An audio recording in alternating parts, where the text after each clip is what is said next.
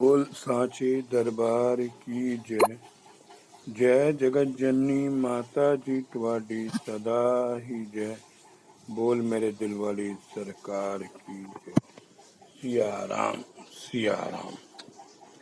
संगत जी, आज साखी नागपुर से ली गई है। कृपाल सिंह भाटिया। देश के बंटवारे से पहले मेरे पिता स्वर्गीय ठाकुर सिंह परिवार सहित पांड्यावाली गांव, जिला गुजरात, पाकिस्तान में रहते थे। वहाँ उनके कपड़े की दुकान थी। यह बात सन 1915 की है, जो मैं अपने पिताजी से सुनी है। उस समय मेरी उम्र 18 वर्ष थी। हमारे परिवार में शुरू से ही साधु संत के प्रति श्रद्धा भाव रहा। एक दिन परम पूज्य हजूर जी घूमते घूमते पिताजी की दुकान के सामने आकर खड़े हो गए। उनके चेहरे का नूर देखकर पिताजी का मन उनकी तरफ आकर्षित हुआ। उन्होंने प्रेम से लट्ठे का कोरा थान बिछाकर आदर से उनको बिठाया और अन्य साधु संतों की तरह दक्षिणा स्वीकार करने के लिए प्रार्थना की। इस पर हजूर जी उठकर खड़े हो गए। फरमाया, मैं उन साधु संतों से नहीं हूँ जो दक्षिणा देता हूँ। फिर उन्होंने फरमाया, आज शाम 4 बजे से मैं तेरे हाथों से दूध का गिलास पीऊँगा। उस समय हवेली राम की दुकान पर हूँगा। यह सुनकर पिताजी को कुछ अजीब सा लगा। उन्होंने कहा, क्या मैं आपको दूध पिलाने जाऊँगा? हजूर का यह तो समय ही बताएगा। और यह कहकर वो चले गए।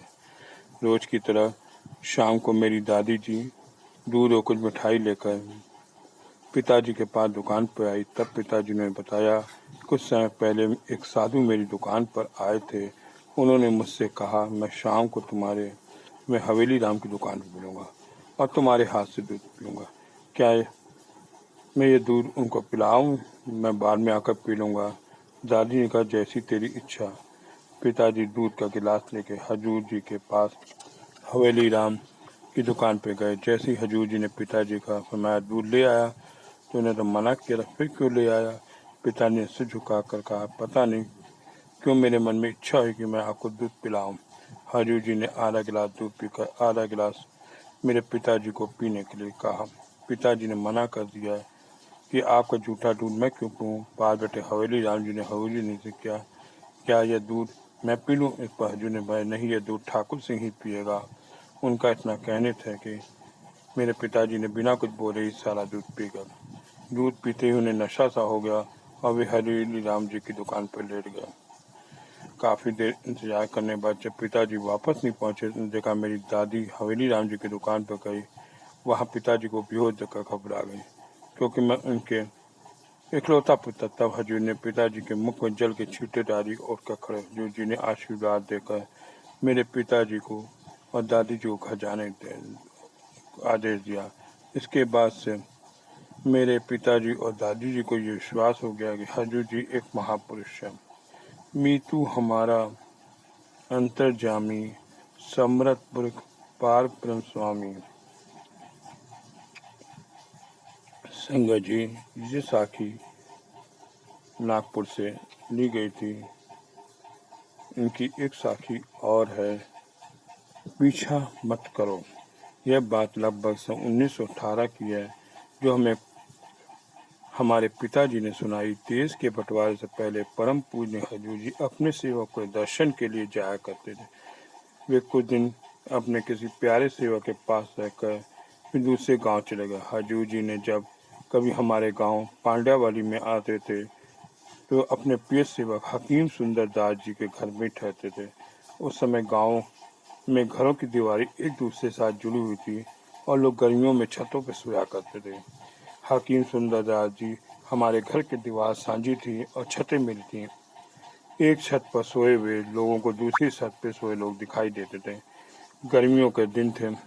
एक बार हजूर जी हमारे गांव आकर हकीम सुंदरदास जी घर ठहरे थे। मेरे पिताजी रोज की तरह छत पर सोए थे। 7 वाली छत पर हजूर जी सोए हुए थे। एक बार आधी रात को पिताजी की नींद खुली तो देखा हजूर जी उठे और कहीं चले गए। कुछ समय बाद सुबह होने से पहले वह वापस आकर बिस्तर पर लेट गए। ऐसा कुछ दिन देखने के बाद मेरे पिताजी के मन में जानने की इच्छा हुई कि रात को समय हजूर जी कहाँ जाते हैं। एक रात को मेरे पिताजी हजूर जी का पीछा किया। कुछ दूरी रखते हुए वो हजूर जी के पीछे पीछे चले गए। हजूर जी दरिया चनाब, जो गांव से कुछ दूरी पे था, उसमें पानी में जाकर खड़े हो गए और गुणवाणी के ये शब्द उच्चारण करें, आपो गवाइयाँ तासहु पाइये, अरु कैसे चतुराई। यह सब देखने के बाद मेरे पिताजी घर वापस आ गए। हमेशा की तरह सुबह होने से पहले हजूर जी वापस आकर अपने बिस्तर पर लेट गए।